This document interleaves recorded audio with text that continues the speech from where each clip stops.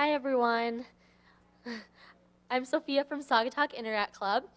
Okay, our next two speakers are no strangers to safe water. The World Health Organization is developing standards for point-of-use technologies. Steve and Keith are at the front of the line of implementing this process and will help us understand how these standards will impact our work with safe water. Let's give a hand for our next speakers.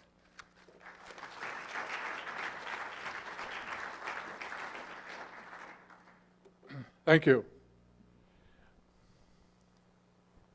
Okay, it's my pleasure to be on this afternoon, and I want to mention that what I'm going to be talking about is application of methodology that's used in business a lot to humanitarian relief, and it happens to be called Six Sigma, or it happens to be called the Deming cycle. And what you're going to see is the results of this test in Dominican Republic, and it builds off of the fact that, as Rosa mentioned, there were a lot of good results, but they're never perfect. And so the goal of what research that my team was doing is to say, well, what do we do to make it even closer to being perfect? It's not a criticism of anything or any product. And before we get started, I want to introduce a person that's helped me along the way. Patricia, my wife, was a teacher. Patricia, stand up. I've been to Dominican Republic 5 times, and she's been with Rotary 3 times. And we're going again in May, and then a year from May, we're going to take a group of Central students. And then is Rosa in here? Okay. Well, anyway, I want to mention that Rosa helped us with this, so we're not talking about anything that she's not aware of and that she wasn't a part of. So I want to mention that. And the next person is one of my granddaughters, Naomi Helfrich. Stand up, Naomi. The reason I'm introducing, and we took 3 granddaughters of 3 of our 20 grandkids, Patricia and mine, to Dominican Republic last year. And the reason I'm mentioning Naomi is that she has 4 years of Spanish. She's going to go to Michigan State in the fall. But the key thing is that she helped translate the Spanish results in the surveys to English. Okay? And so I want to thank Naomi for that. Okay. What is this? Why do I have a passion for this? Well, like everyone else here, I want to help. But I also understand that we can do even a better job. And what this basically points out is a need for continuous improvement. And basically, it's not done instead of or in place of the World Health, which Steve will talk about, or the Rotary International Sustainability. It actually points out that with all the research I've done, and I've done it for now a number of years, all the literature says, hey, guess what, folks? We aren't using the right model yet. We do a great job in planning, we do a great job in doing, but we do not do the yellow and the red, which is you do it. Once you do it, you've got to follow up, measure, and evaluate. Now, I have been asking a lot of Rotarian leaders, and they agree with this, and so do the textbooks. So that's what my passion is to work on that. So what did we do? We did a project that started in 2011. We finished 2012. If anyone wants a more detailed report, you can get it. Just give me your card. I'm not in the business to make money. I did that for 25 years, so I'm not asking you to hire me. I'm busy enough. Ask Patricia. But we did this, and we wanted to test the continuous improvement process. And like I say, we completed it this winter, and we're going to continue on. Okay, so let's get at it and show you. So the first step is the plan. We actually set the goals both to measure outputs, that's how many filters go in, and hey, what's the health outcome from it? Because too often we don't measure the outcomes. And that's going to change because big donors are saying, show us. We did a project charter, we did a plan, and then we did some metrics which are not easy to define. And still, there are no standards. The next thing was we call the measure or the do. And the fact is that we did this. We established guidelines. We established a number of different guidelines to measure the operations of the filter, and we used those from Cascade Triple Quest. We didn't invent new ones. And then we did, in fact, create some guidelines for the performance audit. So we measured the output when the filter was put in on what's the maintenance flow rates. Also, though, we measured the outcome, And by the way, we didn't get always agreement on this because some people would say, you know what, you're just going to become bureaucratic and you're going to try to measure these things which are difficult. And my attitude is, so what? They are needed. And so we want to measure, we try to measure health, education, impact, economic, and cultural household. I will admit that the last two are tough, so we're probably going to stick for a while with health and education. By the way, if you drink cleaner water, you go to school more often, and especially the young ladies. Then the next is the analysis, okay? The next step. So what did we analyze? Well, we collected the data on hand paper surveys. I've already talked to the folks that are using the iPad, and I'm going to do my best to get that used in the Dominican Republic through Good Samaritan Hospital. They don't know it yet, but that's what I'm going to propose. We don't have any ownership rights or feelings about what survey we use. Let's just use the right one and the right technology. We also did, though, find, and this is where I want to make sure that, that's why I wanted to see if Rosa was here, is that I told her ahead of time, I said, Rosa, you know that I'm not going to be up here criticizing the results of USAID. I mean, why would I? They're substantial. But what we were looking at is, okay, for those filters that do fail, why? And here are some of the reasons. There are husbands that say, I don't trust the technology. There are women that say, I'm not feeding it to my young baby because it's not good for such a little child. I don't like the taste, so I'm not going to use it. Okay? The guy that sells bottled water says these are not good. All right? So did we find some that didn't work? Absolutely. We found some in one village, and that caused us to raise a question, so we actually surveyed another village, and Rosie went with us to do these tests. And that's, again, why I wanted to point out that she was part of this and approved of this. Now, the next step is we call improve stage, okay? So you did some analysis, and you find out some of the filters don't work. What are you going to do about it? Well, the taste we may not be able to do much about.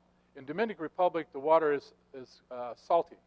So if you've been buying bottled water and now you go to nice, clean biosand filter water, you're going to have a different taste.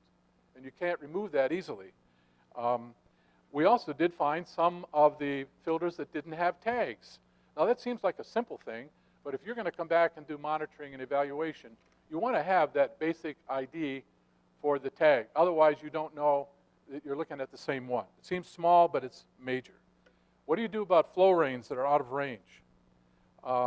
Now, so this is what we're saying. These are tactical, simple things, okay? These are the simple things over here. What is more important, and I've been hearing this, and I'm glad because what we're talking about has changed over the last couple of years coming here. And one is that Rosa would be very much in agreement with this, because I even talked to her again today. And that is, we found that those filters that tend to be not working are places where there was no follow-up. Get that, no follow-up. And so even where there was a person trained to have follow-up, they were not being paid. And so even Rosa said, I think I agree with the way Good Samaritan Hospital is doing it, which is water promoters that are paid. They get 50 pesos a month. They get paid when they bring a report to the person that's doing this. And by the way, this promoter has to live in the village. Has to live in the village. And so what I thought was that to me is a big deal. Because just saying that the filters work isn't enough, in my opinion. But saying that they work and that they're reliable, and we're going to have follow-up where someone is paid and we know they're going to come and they're going to visit and they're going to prevent some of these problems. Because when there's a problem in the village, they're going to say, you know what, we answered that problem already. It says so right on this report. Okay? So how do we plan to help control this? That's the next step. Well, Patricia and I are going back. One of the ways that I see this continuing to be pursued from a control point of view, to close this whole loop of plan, do, check, and act, is to get the iPad with a survey used and let Good Samaritan Hospital be able to use it to do random sampling of all the filters they put in. It doesn't matter who puts them in, and to some extent, it doesn't matter what the technology is. It's got to be done, and I'm going to turn over now to Steve, who's going to tell you what the World Health Organization thinks about this.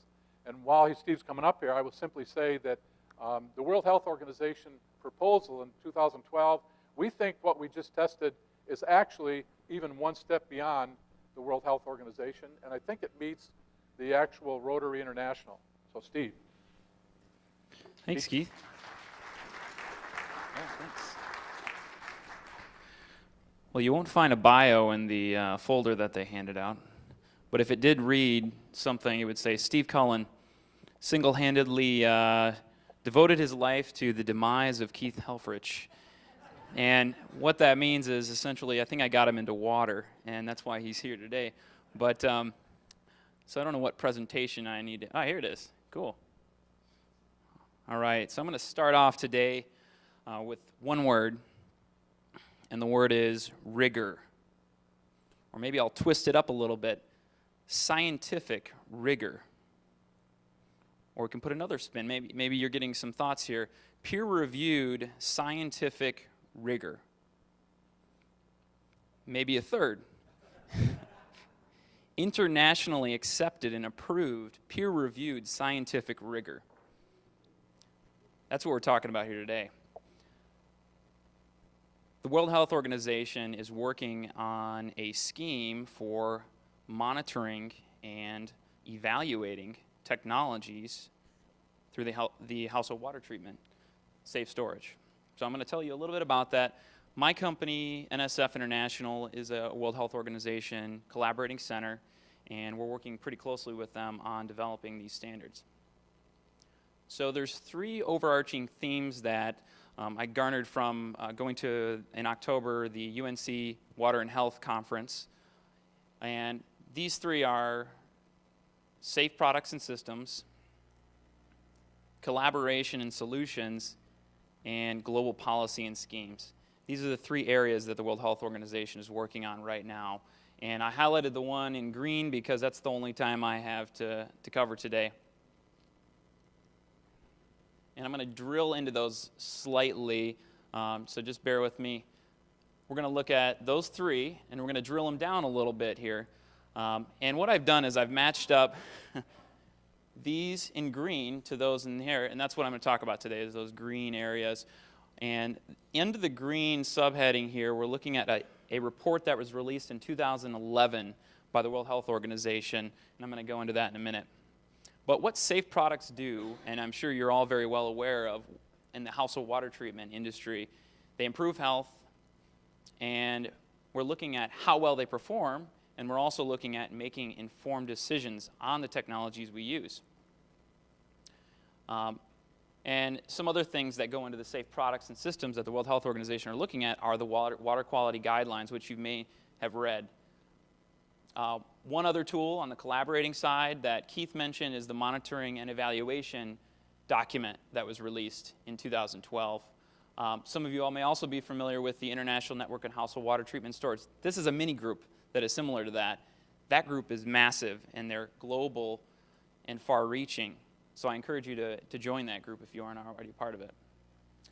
And then a few other things that the World Health Organization are doing, and this is really interesting, is they're looking at taking what you've been doing over the past 10 to 15 years. The past 10 to 15 years, we've been taking technologies that we think work, and we're putting them into the villages, we're putting them into making small change, and it's good. It's good to feel good as well, but what we want to do is add a little bit more scientific rigor to that, and the World Health Organization is helping develop that. We're looking farther. We're looking into 2015. We're looking at 2040. And by 2040, we've got some very big, hairy, audacious goals, and that's to completely eradicate water issues, to completely eradicate sanitation issues. So this leads me to my part of the presentation, which is looking at products. How do we know that they're working? How do we know that they're going to improve overall health? And I'm sure you've asked this of the technologies that you've used, and many products tell us that they do something, but how do we really know that they do? So the US EPA guide standard developed a protocol which said, in order to affect health to a certain degree, we need to have very high standards. But we think, and through the World Health Organization, they think that's a little bit too high. Anyways, there's a lot of questions, and we have limited answers until now. The World Health Organization in 2011 issued this, I would call it, groundbreaking report. And it offered us the ability to evaluate technologies based on 3 pathogen classifications and 3 levels of quality. And it was driven by a huge scientific risk analysis on what's called quantitative microbial risk assessments, but I'm not going to go into that because it's slightly boring. But it's a way that says, it's a measure that says, by implementing a water filter in a community and they drinking it every single day, how many years on their life are we going to extend? So it took this and measured it. So here's the big data that came from that report. The World Health Organization is looking at a very highly protective target for microbes, looking at very difficult, which would be RO, nanotechnologies. Those are the things that are really going to take out a very high log removal up to 99.999% of viruses. And they're looking at products like this, UF, mechanical filtration, hollow fiber membrane technologies, which can take out potentially three classes of pathogens. And then we find the technologies that we're using right now meet only interim criteria. So they may only meet 2 of these, middle 2 here, at that level. They may not even reach the higher performance criteria because we're using a very worst case scenario with cryptosporidium. So what does this all mean to you guys? It's really kind of up in the air right now. World Health Organization, they're designing the scheme, they're putting invested resources in it, and what they want to do is they want to launch this globally. So what it means is when you buy technology and you go into a specific country, it needs to meet a certain level of this level right here in order for you to use it. So how does NSF get involved in something like this? And what we're doing is we're looking at combining all of these groups together, including the World Health Organization, and we write international standards. We've got 72 developed already, and we're the largest water filtration testing organization in the world, right in Ann Arbor, Michigan. So we've created a protocol around this whole World Health Organization standard. So we're going to put concrete measures in place on how to evaluate and test these products. Here's just a slew of products that we could test. We may have tested them already. We may have certified them fully. But what it does is it combines the World Health Organization's recommendations, which I just went over, and it combines a few other protocols together to come up with a certification program for technologies to be implemented in the industry, implemented into local populations. But I guess there's probably going to be a lot of thoughts and questions. Well, what does this mean for me? What is it going to mean in the future? We don't really know yet, but I would foresee within the next 2 years we're going to see a lot of developments in this area. So just something to keep your mind out. I'd encourage you to go on and download the World Health Organization's report on evaluating household technologies. And just something to mention, NSF, what we do is all pretty much water. We're in the health, we're in dietary supplements, but we work with about 50,000 different organizations to test and certify their products. And it's just something that we specialize in. So thank you very much. And does anyone have any questions, maybe? Yes. Does your study at all address practicality? There are technologies that may not hit 99, might hit 95, but are far more practical for a lot of parts of the world. Yeah, it actually looks at what will work for the local population. However, there is still this benchmark of log reductions. So yes, it is looking at, there is an effect on the local population no matter what technology we use, but they're looking at what is going to make the most effect and what, because you can drink from water technology and it works 90% of the time, but what happens 10% of the time? So they're looking at technologies that will work 100% of the time. I think the more direct question, I know NSF He's a key.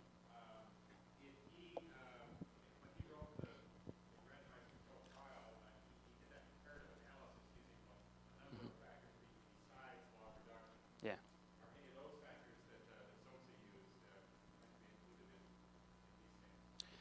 That will come, so this is that one product standard that I was just mentioning with the log reductions, that's part of it. The other part is the monitoring and evaluation document that was released, and that kind of goes into, right.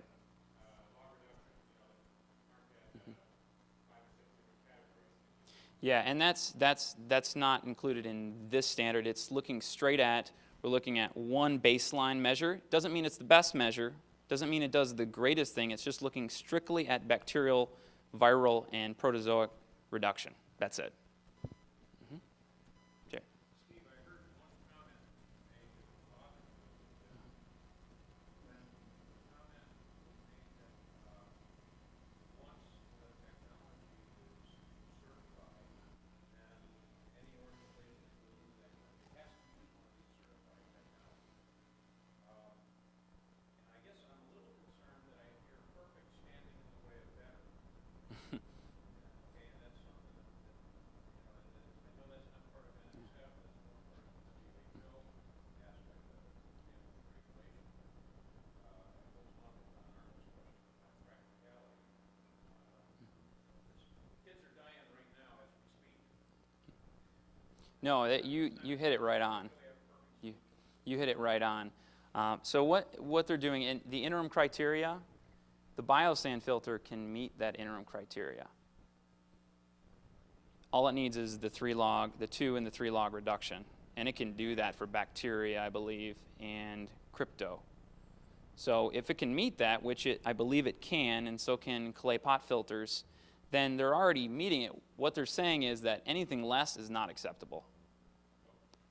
I think there's also, you don't want to miss the point that I've studied the World Health Organization in a lot of detail, and they make the big emphasis on M&E, monitoring and evaluating, and whether or not it's legally they can come and put you in jail or fine you. The fact is, as good rotarians, we better be doing that. Okay? This is not just a maybe might be. It's saying that is the best way to do it. So whether it's interim product or not, we must do the monitoring and evaluation. And even the World Health Organization doesn't tell us what to measure. It's like the Rotary International, sustainability, but what metric are we?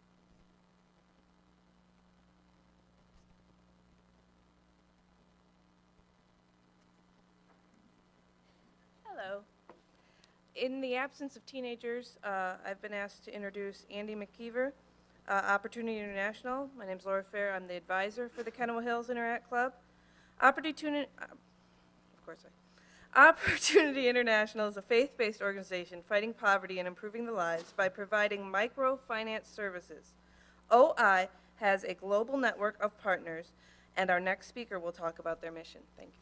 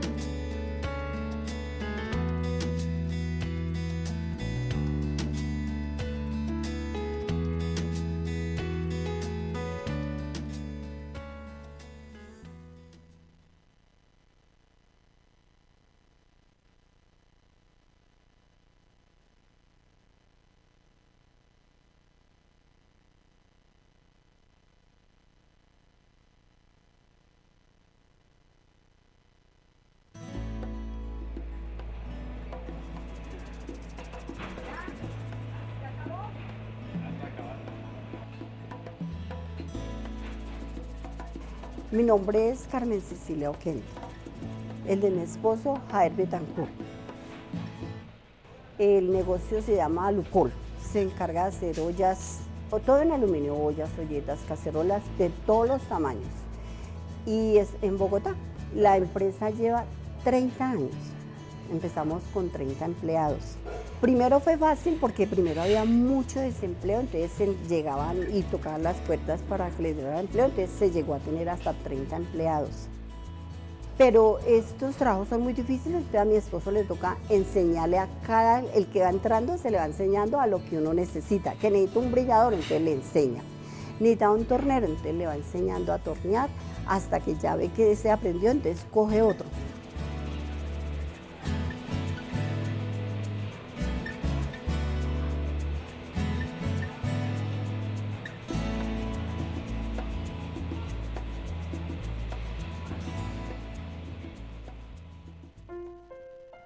Resulta de que tuvimos una hija, se murió hace 6 años y duró 9 con cáncer, o sea, hace, no dices 14, hace 15 años más o menos. Entonces, el cáncer se come todo el capital que tenga una empresa.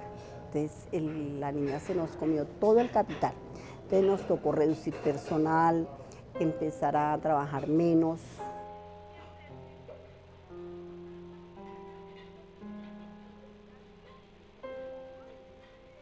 La niña se murió finalmente hace 6 años y conocí a Oportunidad Latinoamericana. Entonces, Oportunidad nos empezó con un crédito así chiquito, pero para nosotros era grande porque pues, estábamos mal. Entonces, empezamos en crédito en grupo de como de 300.000.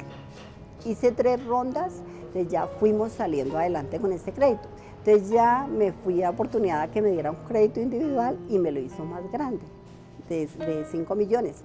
Que ese es el que estoy manejando ahora, entonces con él hemos podido salir adelante de una manera pues espectacular.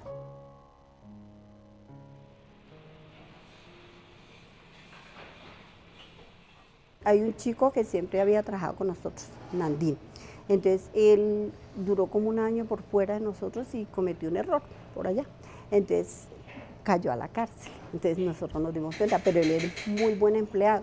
Y como nosotros lo necesitábamos, entonces yo hice gestiones, busqué una abogada y le conseguí la casa por cárcel. Él ahorita habita acá, él duerme acá, él come acá. Nosotros le traemos del restaurante el almuerzo, él tiene acá su estufa, su colchón, todo. Y así tenemos un señor de edad también, el que está pintando orejas. Tendrá unos 65 años. Nosotros lo tenemos hace un año porque lo veíamos por ahí rodar. Entonces, ay, pues pongámoslo a hacer algo, así sea pintar, así sea recoger algo, y no se le paga mucho, pero él vive agradecido porque con eso él come, él vive. Nosotros contratamos la gente de corazón, porque nosotros vimos que esa pobre gente no consigue trabajo en ninguna parte. El chico, uno del torno, lleva con nosotros 20 años. Nandín lleva con nosotros 8 años. Casi todos duran mucho tiempo.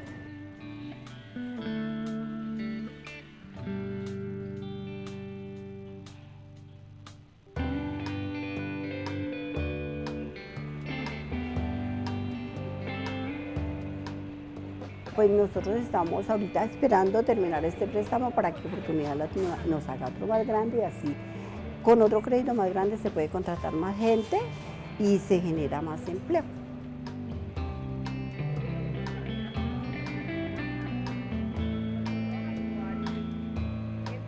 Pues a nosotros nos parece que todo han sido bendiciones de Dios, porque nosotros pues cuando estábamos, que mi esposo, trabajando 3 personas, pensábamos que nunca íbamos a poder salir, pero nunca nos alejamos de la mano de Dios, porque incluso cuando se murió la hija nosotros quedamos debiendo 100 millones de pesos, debíamos mucha plata, pues hasta que ya empezamos con la Oportunidad Latinoamericana, entonces ya fue otro respiro más. Entonces, claro, si Dios nos ha ayudado mucho a nosotros. En ese sentido, Dios nos ha dado la mano del todo. Si yo pienso que todo lo que yo le pido me lo ha dado.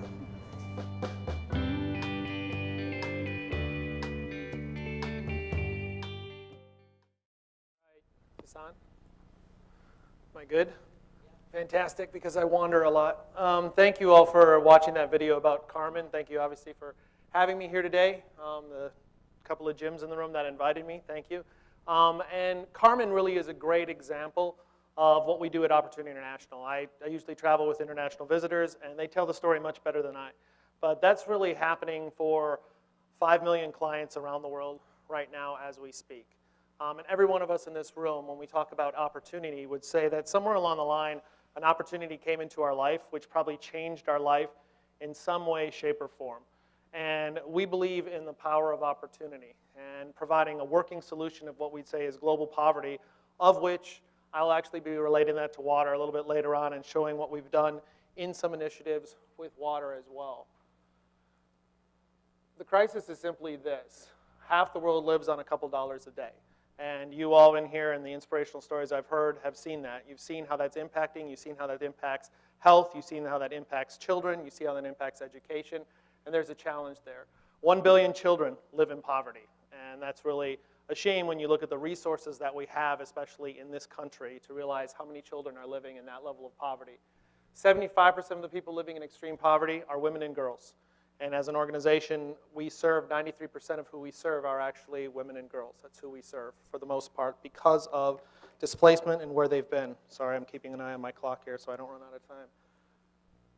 3 billion people lack access to basic financial services. And if a partner from the World Bank was here today, they would say we work heavily with the World Bank. They'd say that's one of the biggest challenges to poverty is simple access to financial services, something we take for granted day in and day out. The crisis is really most challenging in rural areas. And you'll see that we work across the world, but in areas like sub-Saharan Africa, this is one of the biggest challenges we'll see. Areas like Colombia continue to grow, and people simply don't have access to simple services like a bank account. That could change your life. We often look at the solution just being opportunity, and opportunity comes in a variety of forms. It's access to clean drinking water, it's access to financial services. Opportunities come in a variety of ways when we look at our clients. Our vision is a world in which all people have an opportunity to provide for their families and children. And if we think of it, our mission is really to empower people to work their way out of chronic poverty. And when we see this happen, we see this begin to transform their lives, their children's lives, and their communities. As really the case you saw with Carmen there. There's a massive impact that starts happening. We often call it the power of one. It starts with one person and it spreads out in significant ways. When we look at it, our motivation is really we're called to love and serve the poor. We've been doing this for 40-some years, and some people in here would say, who are you? We get that quite a bit, where kind of people say, wow, I've never even heard of your organization. Well, we've been doing it for 40 years, and God has given us the direction of how we are called to love and serve people. And we serve all people regardless of race, religion, ethnicity, or gender in our communities that we work in.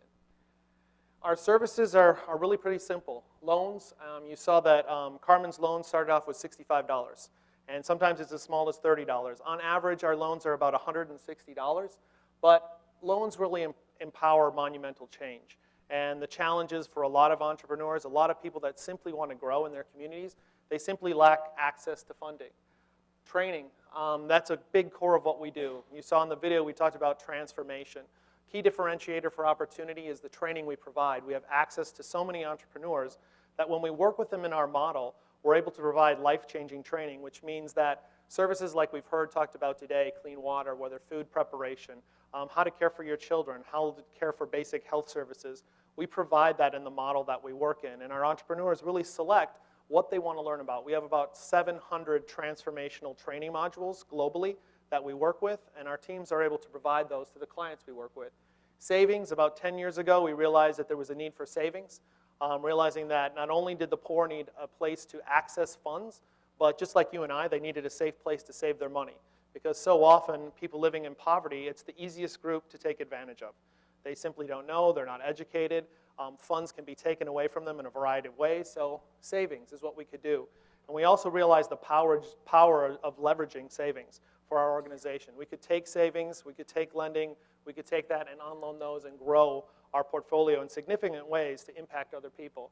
And insurance, we're actually the world's largest micro-insurance organization globally.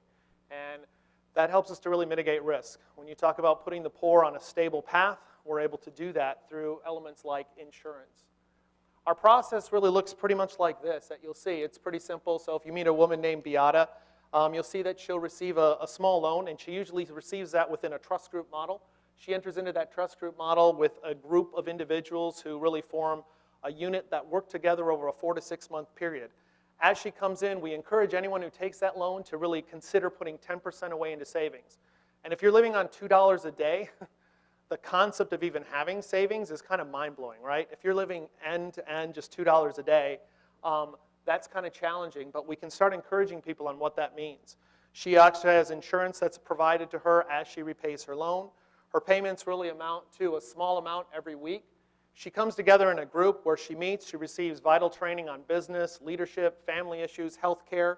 Her trust group members, which you can see down here at the bottom, these guys right here, which is pretty powerful, they start empowering her. She starts being connected into a community. Her children become well-fed. They get simple services that they never had before. They start going to school. And eventually, she repays her loan, which we have a 95% repayment rate in the groups we work with. And that cycle is repeated over and over and over. So when you speak about sustainability, we love our model simply because it is sustainable. It continues to work time and time and time again, which is extremely powerful in the hands of those working their way out of poverty.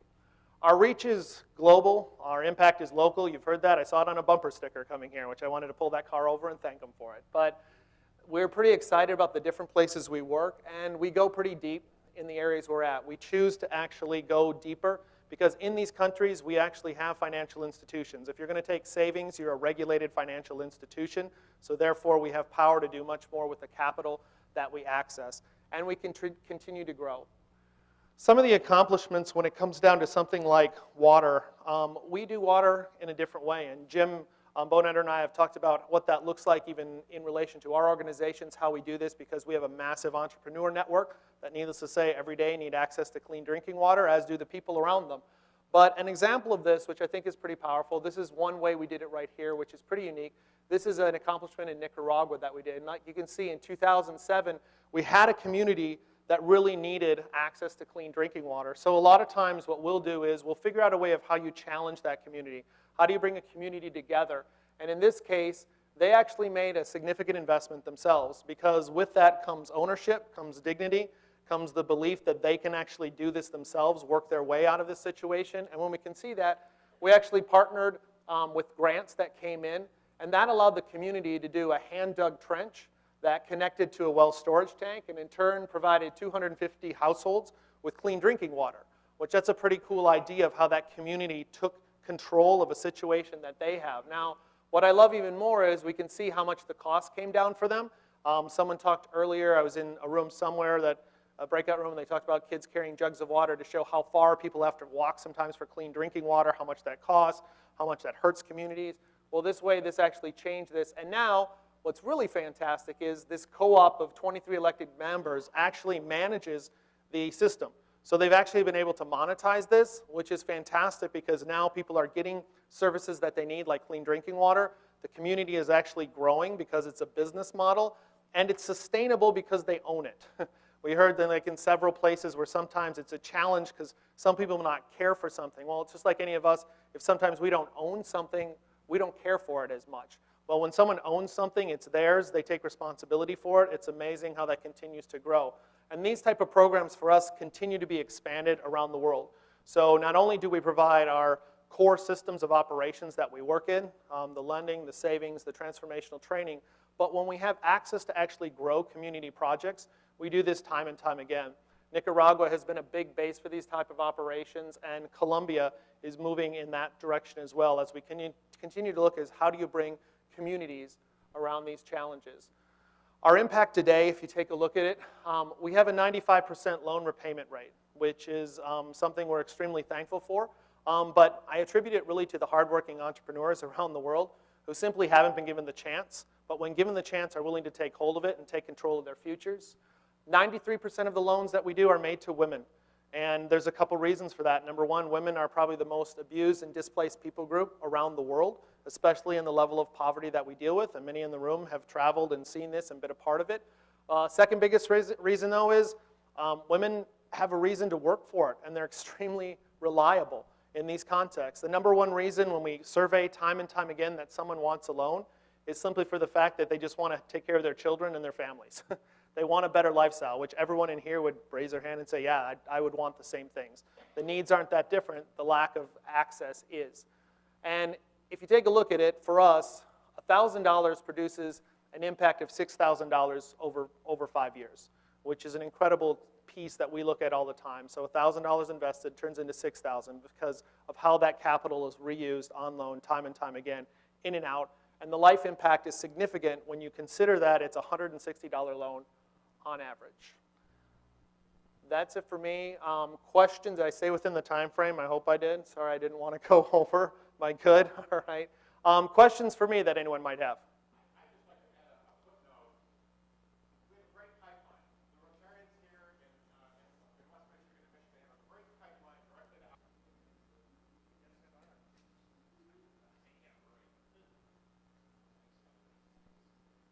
I'm only going to take a couple minutes. Is this mic working? Because I'll need my hands for this.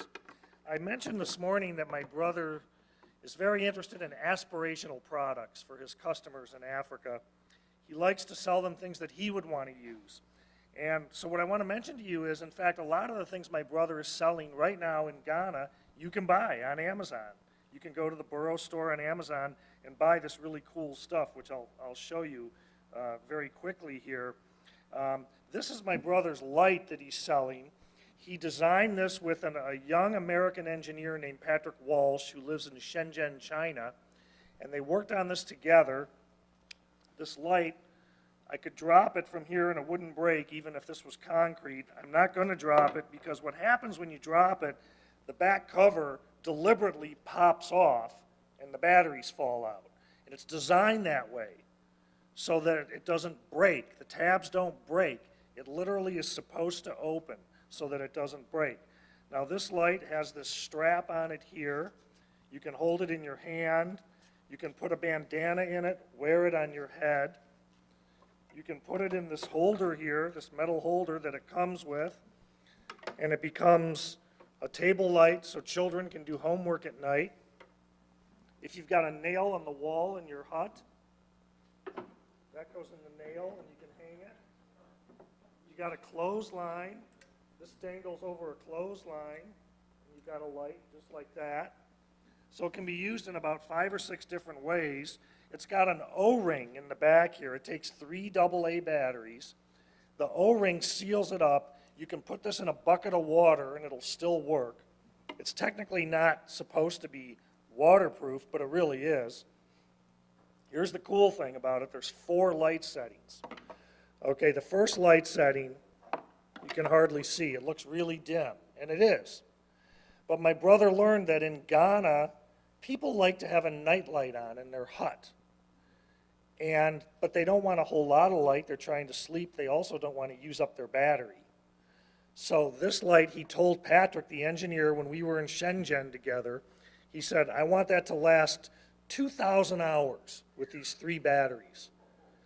And he said, okay, we can do that. So that's a 2,000-hour light, all right? The next light up is the same brightness as a kerosene lamp. Now that's what people in Ghana use typically is kerosene.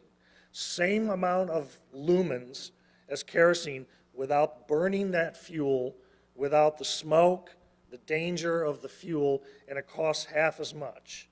So same amount of light as kerosene, half as much money to use. You got me on that one, I'm not sure. I don't remember. The next light up, this is actually brighter than kerosene and still costs a little bit less than kerosene. Finally, the brightest light, what my brother calls brightest light in the village. Now this will only last, I think, 100 or so hours at that. So that's not going to be nearly as economical, but if you need a really bright light, that's going to do it for you. So again, this is something that he worked on with a partner in China to come up with that people want. This thing is selling like crazy in Ghana for about the equivalent of 10 US dollars. You can buy one on Amazon for about $15 yourself. You can even go on Amazon and buy one for a villager in Ghana and give it to them as a gift. I mentioned to you the phone charger, the Burrow phone charger. This thing is like a killer app. It takes 4 AA batteries. I've got Burrow batteries in it, these, but it'll take any alkaline or rechargeable NIM battery. You just plug in, there's a USB plug there, so whatever kind of phone you have, you plug it in, plug in your iPhone, whatever kind of phone. For those of you who know a little bit about circuitry, there's a diode and a resistor in here as well as a fuse. Very important to have that because different kinds of phones have different voltage requirements, okay? If you plug in a phone and the voltage is too high, the phone's going to shut down. It's going to say, you're going to ruin me, boom, I shut down, okay? And I mentioned there are all these really crappy phones in Africa, they would shut down. So we worked with a Chinese manufacturer in Guangzhou, a small factory owner, and came up with the right kind of diode in there with a switch so that you can use this with any phone, okay? I can't tell you how much carp stomach I had to eat in China to get this thing to work. So this you can also buy on Amazon. I was using this in Newark Airport 2 days ago, coming here, okay? It's great. All these other chumps are looking around for like a plug, you know, because their iPhone's running out. I'm walking along, charging my phone, you know? Where's the bar? So these are just a couple of the things. Real quick, one more thing. Now, my brother is renting this AA rechargeable battery. Of course, a lot of people in Ghana have flashlights that take D batteries. Well, that's a problem. So he's got this little thing here. You just clip it in, and it becomes a D battery. Now, but that's not all. Most flashlights take 2 D batteries. Well, in Ghana, for a lot of people, buying 2 batteries is a stretch, okay, or renting 2 of these in the case of my brother's. So my brother came up with this thing. He calls it the battery saver. All this is a plastic shell with metal contacts on each end, and inside there is just a wire connecting them. So it's just a bridge, really. And you put this in a flashlight with the other battery, and you're running a flashlight for 2 batteries on 1 battery. Now, okay, there's laws of physics that apply here. Duh. A flashlight that's meant to run on 2 batteries and you only run it on 1, it's not going to be as bright. It's going to be what? Exactly half as bright. Okay? He's not trying to rip anybody off. By the way, this thing, he gives these away to people for free. He's not trying to rip anyone off. He tells them it's going to be half as much light. But it will last just as long. It doesn't matter whether you're burning 2 or 1. It's going to use up, the voltage is going to run down the same amount of time. It's just going to be half as bright. But for a lot of people who don't have much money, half as bright is good enough for them. And it costs them half as much money. They love this thing. So again, this is stuff, he never thought of this when he was back in the US dreaming up his company. It took about 2 years in Ghana for him and his employees to finally realize, oh yeah, if we just did that, people would be so happy. So I will leave you with that. That's what he's learned. Thank you. You can go on Amazon and burrowbrand.biz. You can learn even more about his company. Thank you. Well, that's the 9th Annual Water Conference. And I thank you so much for attending. And you might wonder, why do a group of people that sit on a board called Thirsty to Serve put themselves through this every year? Well, they do it because they believe in you. And we do this because we're all dreamers, and we all have a heart for people in other places. And I hope today you were able to grab a hold of a vision, and you'll take action on that vision in some way, shape, or form. You'll never be disappointed if you do. And we hope that you have a safe drive home and have a great rest of your weekend. Before you leave, make sure to fill out the evaluation and put that on the table. And your name tags, if you'll also put those on the table, we're all Dutch and we'll use them over again. Thanks.